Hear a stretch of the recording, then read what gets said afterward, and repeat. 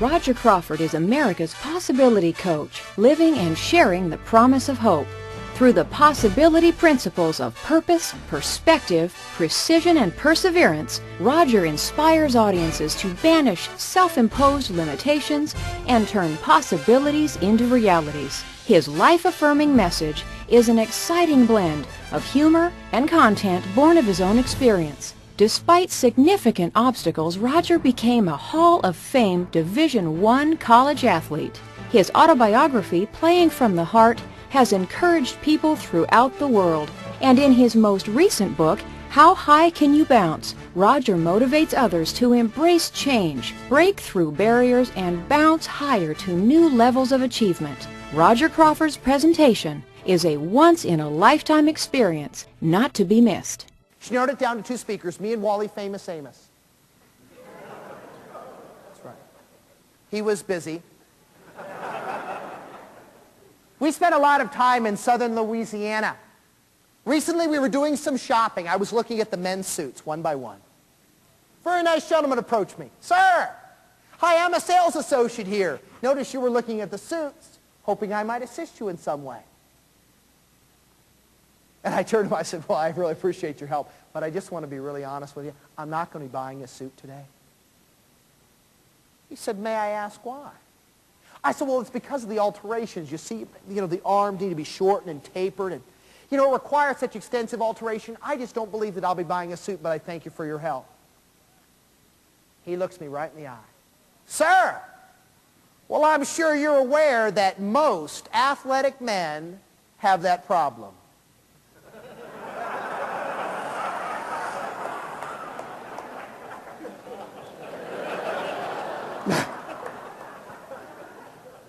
He says, most athletic men have that problem. I said, you are absolutely right. I don't know what I was thinking.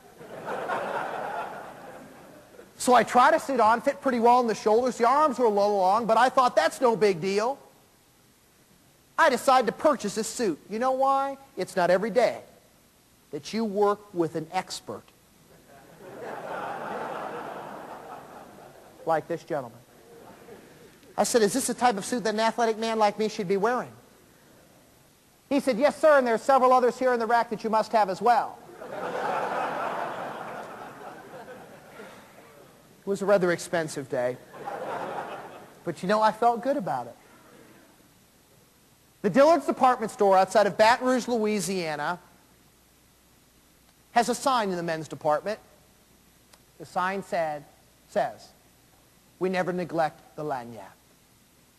I asked what lagniappe meant. He chuckled to himself. He said, well, that's a French Cajun word.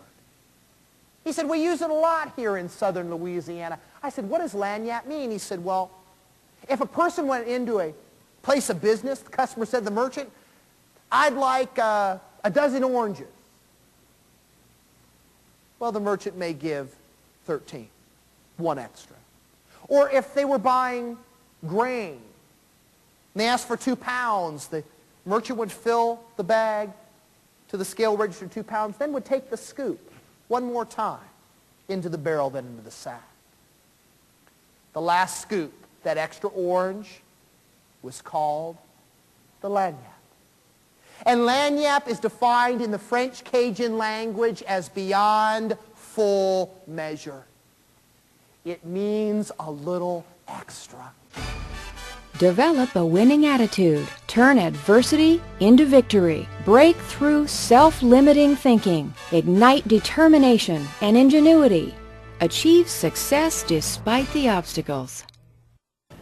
The essence of my life is not far different than yours. Handicaps come in many forms. Emotional, intellectual, and of course attitudinal. Wouldn't you agree that some handicaps you can see and some you can't? Boundaries have much more to do with inner limitations than outer circumstances.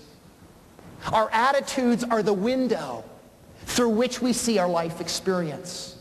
Now, we're not responsible for everything that happens to us, but I do believe we are responsible for our response to everything that happens to us. Well, during my tennis career, I played Mr. John McEnroe. That's right.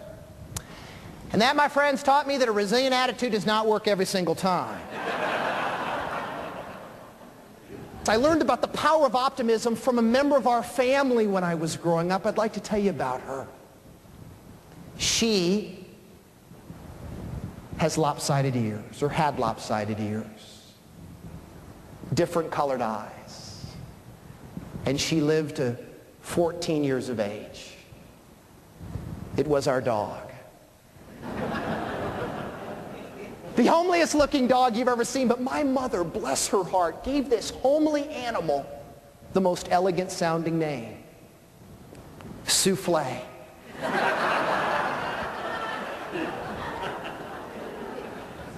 Souffle can teach all of us in this audience something about optimism. Every time the doorbell rings, Souffle ran to answer it. Sat on her hind legs and wagged her tail until that door was open. She lived for 14 years. Answered every door in the Crawford household. The door was never for her.